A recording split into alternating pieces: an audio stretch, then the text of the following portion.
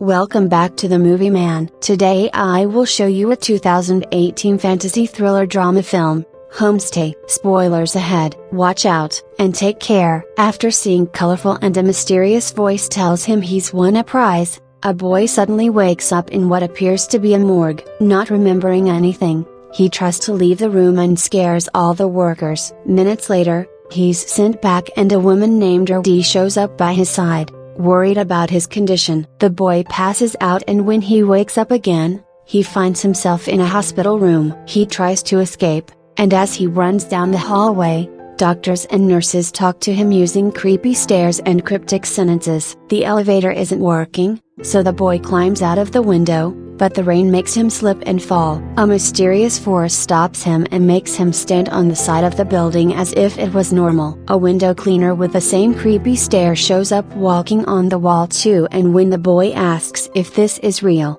the man hits him to make him feel the real pain. This man is the guardian, and he explains that the boy's a soul whose memories have been erased before he was given the body of a teen named Min to live again. The guardian makes Min hold onto the edge of the window and makes reality take the right angle again, so Min must climb inside. When he gets back in bed, a nurse shows up and is too forceful with the needle, causing Min to accidentally knock off a water bottle. As the water freezes in the air, the nurse reveals herself as the guardian, who can take any shape they want. The guardian calls Min's body a homestay and explains that it's not permanent as they hand the boy an hourglass that is counting the time the soul has to discover why Min ended things for himself. If in 100 days he doesn't have the answer, he'll die again and never be reborn. Before leaving, the guardian reminds him not to let anyone know he isn't Min, and the water finally falls to the floor. The next morning, a doctor comes for a checkup, and Min manages to pass it by saying his full name because he read it from the sticker on the medicine.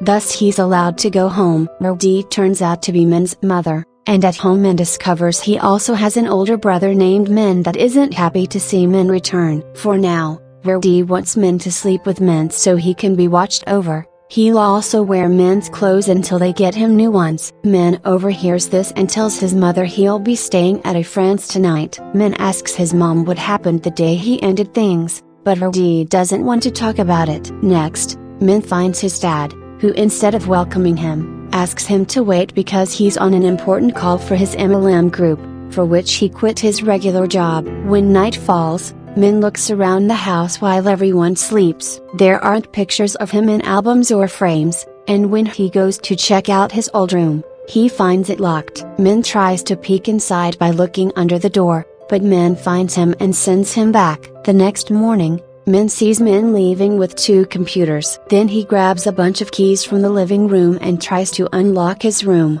To no avail. Min returns to Min's room and climbs out the window to walk along the edge of the building. This allows him to reach his own window and finally get inside. There aren't any personal belongings around, only a few pieces of empty furniture and the framed picture they used at his funeral. Seeing the death date shakes him to his core and causes him to drop the picture to the floor. The noise gets Rudy's attention and she finds Min red-handed. When he asks what happened to his things, Rudy explains he got rid of them. She wishes to know why Min did what he did. It's then that Min notices the spot on the floor where the blood used to be. Crying her heart out, Rudy hugs Min tightly, asking him not to do that ever again. The following day, Min goes back to school, and at least his mother got him his wallet back. In it he finds a curious brooch and his mother's business card. She's an engineer that often has to leave town for work. She didn't tell anyone in school about what happened, meaning Min's story will be that he had the flu. Going back to class isn't hard because Min was a bit of a hermit and didn't have many friends. The only person that approaches him is his best friend Lee,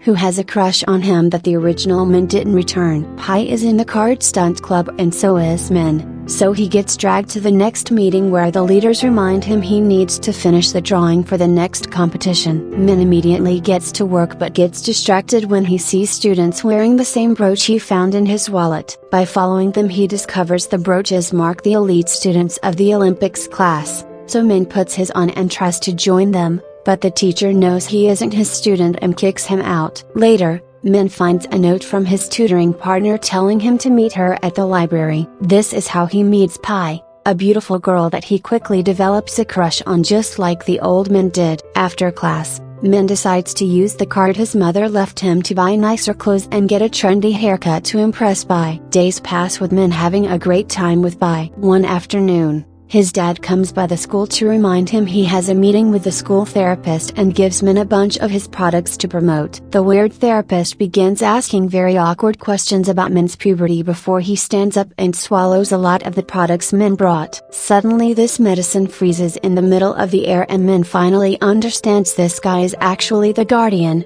who is here to remind Min to search for clues. He'll only have one chance to answer, and if the answer is right the hourglass will stop. A few days later, there's a festival at school and Min looks for Pai, only to find her crying over a practice test she couldn't do. The pressure of the elite class is too much, so Min offers words of support to remind her she's great. He also wonders if they're a couple, which Pai denies because he never asked her out. Min invites her to the festival and they have lots of fun together playing games, making wishes, and watching the fireworks. Pai mentions Min has changed a lot and doesn't look sad anymore, then they hold hands. The next day, Min overhears his mother on the phone.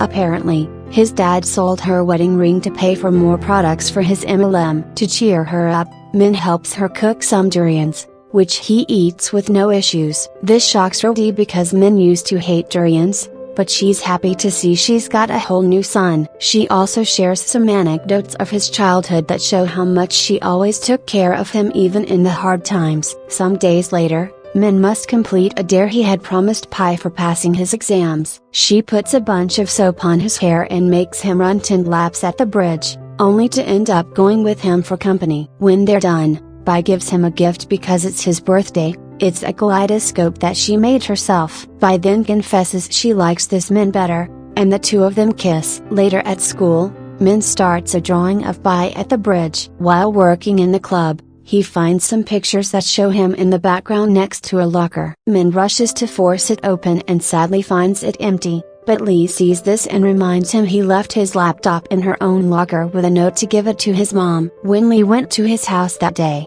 Rodi wasn't there, so she left the laptop with Min. At home, Min searches Min's bedroom. He doesn't find the laptop, but he finds the missing pictures with his face scratched off on all of them. He also finds a bunch of paperwork indicating that Min wants to go study in Germany. Next, Min checks Min's computer and finds a conversation of him complaining about what Min did because now he has to stay with the family to support them instead of going to Germany. Min confesses that he hates Min and wishes he were dead. He also found his goodbye letter in the laptop and hid it from his parents. Min then realizes that the second computer Min took with him when he left must have been his, so he goes to Min's college to find it. Min catches him red-handed and says their family would be happier without him before throwing the computer out of the window. Min immediately rushes outside and finds the laptop floating because the guardian is there, laughing at him before making the computer crash onto the ground. Min takes the laptop home and manages to turn it on. The only file left is the goodbye letter,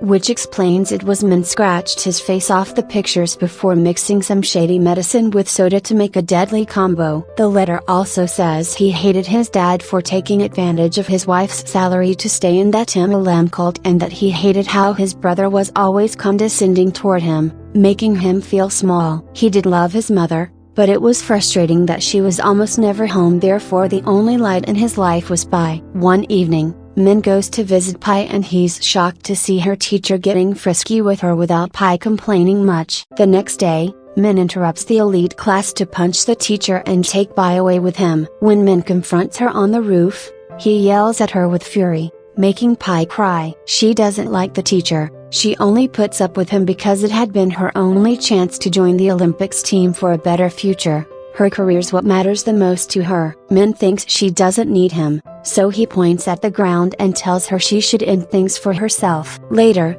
Min's dad has to come over to talk with the principal about what happened and wonders why Min can't be normal, prompting Min to call him out for what he did to Rodi's ring. Sometime later, Min decides to surprise his mother at work following the address on the back of the business card, only to accidentally discover Rodi has been staying with a secret boyfriend. When Rodi notices Min is there, she tries to explain things, but Min runs away in tears. Back in his hometown, Min stays by the bridge under the rain, wondering if he should end things again. The raindrops suddenly stop moving and the guardian shows up, wondering if Min has the answer. Min replies he hates this life and doesn't blame the real Min for what he did. He blames the family and Pai because they can't be trusted. The hourglass doesn't stop, meaning the answer is wrong, so the guardian reminds Min he has 3 days left. When he returns home, Min smashes all the things in his room. Moments later, Lee shows up to ask for the finished drawing. Min's too annoyed to care and starts talking rudely to Lee,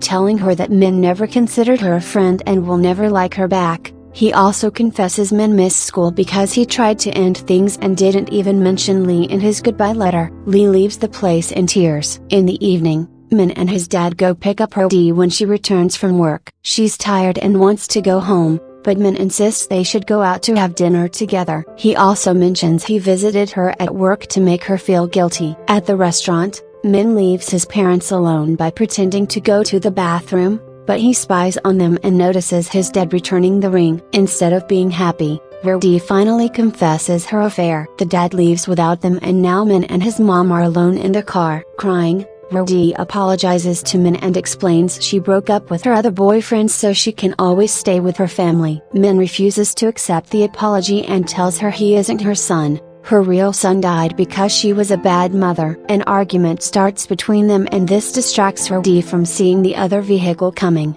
Thus a car crash happens. Hours later, Min wakes up in the hospital. He immediately goes to check on his mother, who is still unconscious, and Min shows up to explain she's in critical condition. The dad told him what happened, and Min wonders why Min didn't tell him instead of ending things since he would have helped him deal with it. He thinks Min needs to stop thinking nobody loved him. Min's not hurt and is sent home, where he finds the durian dessert Verdi left for him in the kaleidoscope Pai gifted him. Min realizes he's been acting very selfishly and makes it up to his club by finally finishing the drawing. The next day, the Olympics team announces they'll be joining a very important tournament. Pai is supposed to give a speech, but seeing Min in the crowd makes her feel guilty and she runs away. Min finds her in a classroom about to do something stupid with a glass cup, so he apologizes to her and hugs her, explaining he had been angry the other day and talked without thinking. Pai shouldn't be disgusted with herself because it all was the teacher's fault. Feeling a bit better, Pai finally goes to the principal to tell her about the teacher's abuse. Since it's too late to practice a new design, Min leaves the drawing for Pai with a message of support. Afterward, Min goes to see the card stunt club rehearsing. He apologizes to Lee, explaining she had been the only one to be nice to him and he never appreciated it. Lee accepts the apology and confesses that since Min didn't bring a new drawing, she gave the team one of his old ones. To Min's shock, the team suddenly forms a drawing of Pai at the bridge that looks exactly like the new one. Memories start flooding Min's mind as he runs away. The previous Min's life flashes in front of him, showing him all the good times he had with his dear family and Pai. Min falls down the stairs and the hourglass, now frozen, falls from his pocket as Min suddenly reappears in his room with the guardian taking the shape of his reflection. Min has finally understood that he isn't a random soul, he's the original Min, and he died because he didn't know how to appreciate the good things in his life. It's all his own fault. The guardian congratulates him for winning and explains the test had only been a way to make him see the truth. Min won't be reborn anywhere else, he can keep this life. After the guardian disappears, Min wakes up in the school again and the hourglass is gone. Lee checks on him and Min hugs her to celebrate before rushing to the hospital to find Verdi has woken up. She explains she and the dad are getting divorced, so Min can help whom to live with and she won't blame him for choosing the dad because she hasn't been a good mother. Crying, Min apologizes for his actions and swears he'll never regret being her son. From then on, Min returns to his daily life. When Pai sends him a message showing she's won a medal, he fulfills his part of the deal and runs a few laps down the bridge with soap on his head and only wearing his underwear. That was all of the video. I hope you enjoyed it. Click the like button and subscribe to watch more videos like this, and don't forget to turn on notifications. Thanks for watching.